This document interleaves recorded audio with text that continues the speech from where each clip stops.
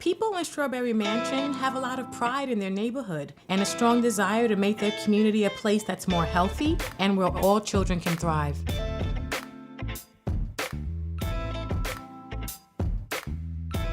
My work for the past 7 years has really been around examining and understanding the cultural nuances and unique barriers to breastfeeding in vulnerable communities, particularly among African American women. I am a founder and co-director, along with my wife Tatiana, at the Common Market Philadelphia. And Common Market is a nonprofit distributor of locally grown foods where we connect people and communities directly to sustainably grown, family-farmed good food.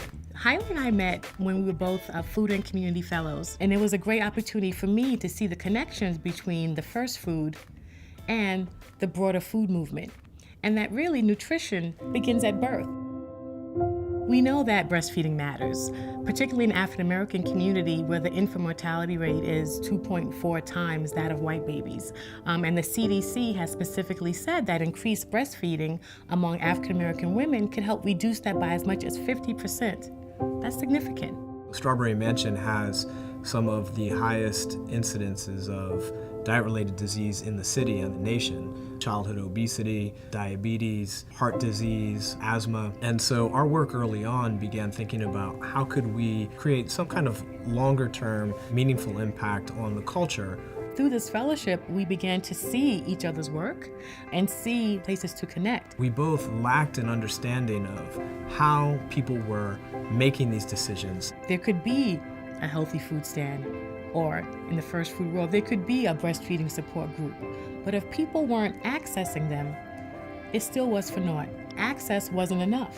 I brought to the table that when you start working in a community, that you want to do a really good analysis of what the community is like and what are the forces in the community. We identified surveyors from the community and local universities and conducted focus groups and interviews in the street and in women's homes. We have 9 types of surveys, 1 in-depth survey. When it's all said and done, we'll have about 200. So do you do your shopping in Strawberry Mansion, like at the Save-A-Lot, or do you leave the area? I actually leave the area. You leave the area. If we can change the life of just one woman, that can have a huge impact on the entire community. I believe that thoroughly. Far too many African American babies are born too small, too sick, or too soon. And those babies need breast milk the most. And so for them, it is really a life-saving work that we're doing.